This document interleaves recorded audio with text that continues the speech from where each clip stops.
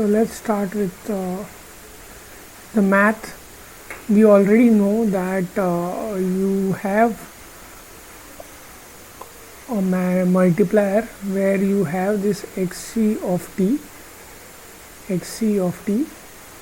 which is a band limited signal, is multiplied with impulse train p of t to give you xs of t. Now xs of t is given as multiplied by so xs of t is given as equal to xc of t into p of t. We know that p of t is impulse train, which we had already discussed, k equal to minus infinity to infinity delta of t minus k t, where t is the time period, okay, between the two samples. So I can write this as, instead of k, let me use n as the independent variable. So let's just change this to n, and this also will be my n. Okay, this also will be n. So this is my n. So now I can get this summation inside, n equal to minus infinity to infinity.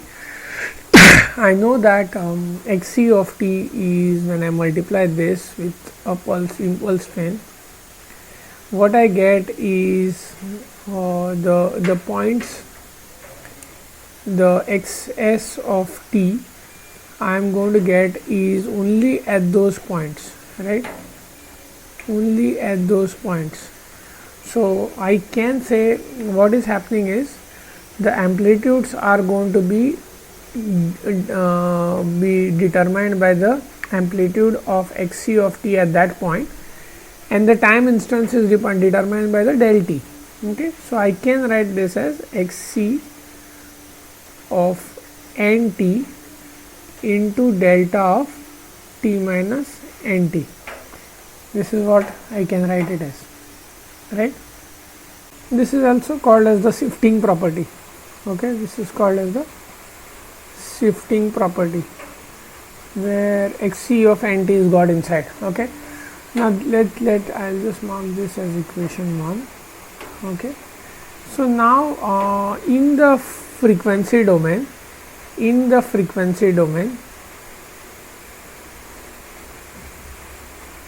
what is happening is multiplication in the frequency, in the time domain.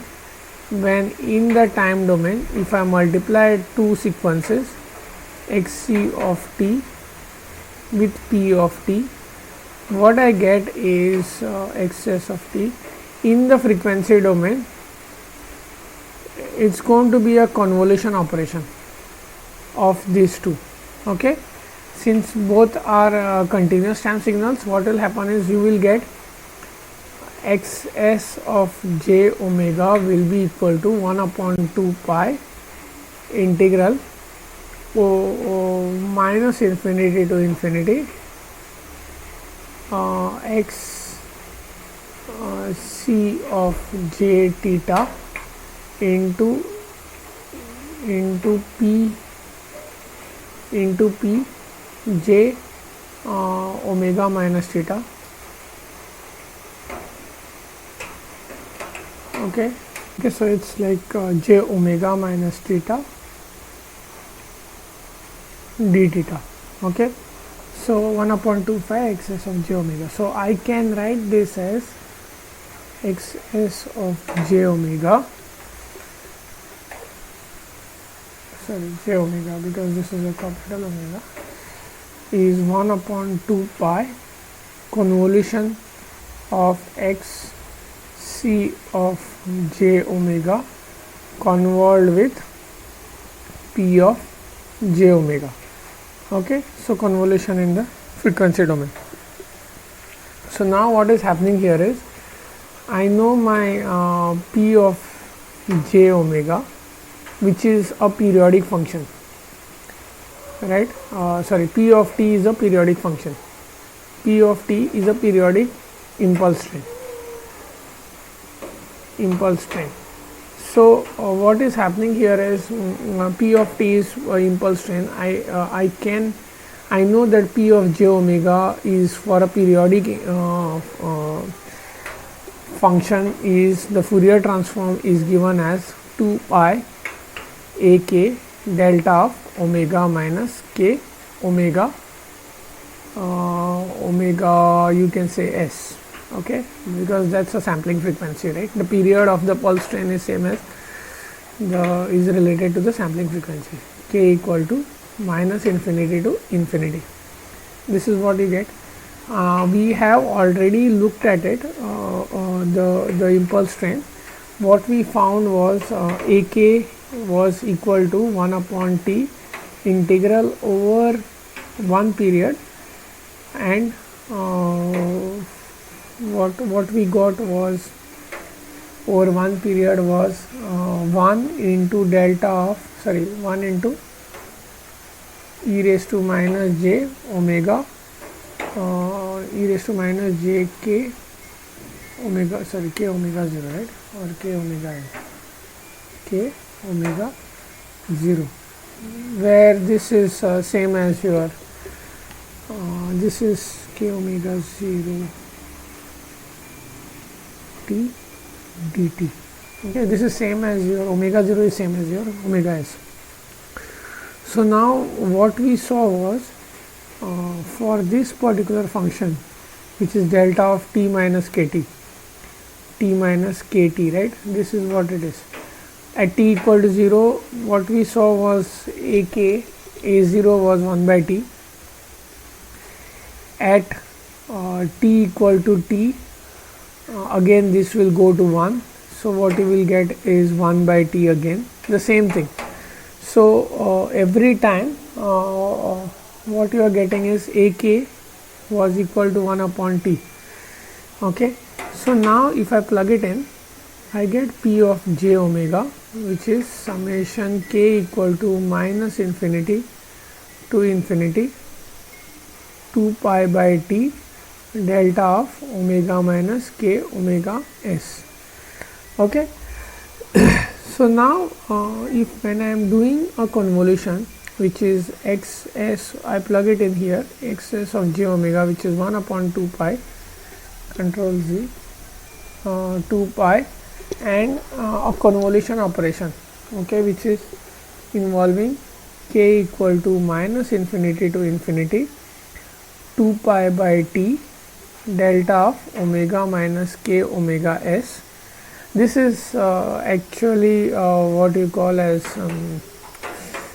this was, I am just plugging it in here, p of j omega convolved with x c of j omega. This is where I am convolving it, right?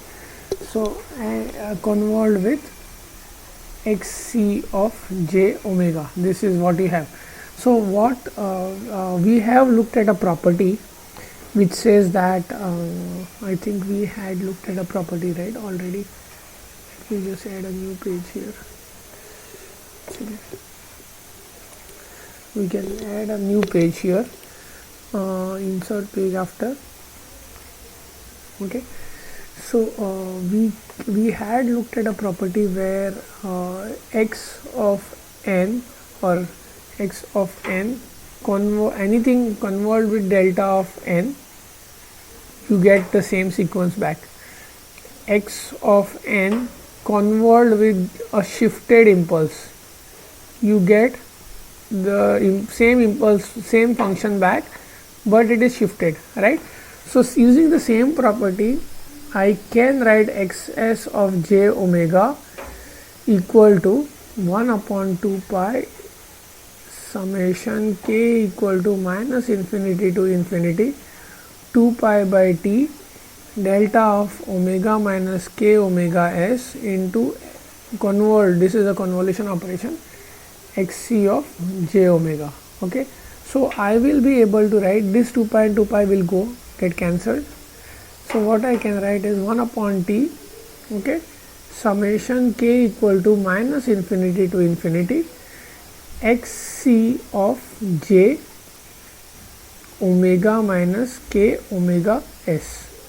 This is what I can write, right, using this particular same thing. If I had if I was convolving, this is k equal to minus infinity to infinity k n 0, I would have got summation k equal to minus infinity to infinity k n 0, right? K n 0, something like this also I could have got. Yeah. So using the same principle, I am just doing it in the frequency domain, but it's a convolution operation. So if it's a convolution operation, this is you are going to get clear in the frequency domain. So xs of j omega is xc j omega minus k omega s. I know that omega s is 2 pi by t. So I can write this as 1 upon t summation k equal to minus infinity to infinity xc of j omega minus 2 pi k by ts, 2 pi k by t. Okay, this is what you will get.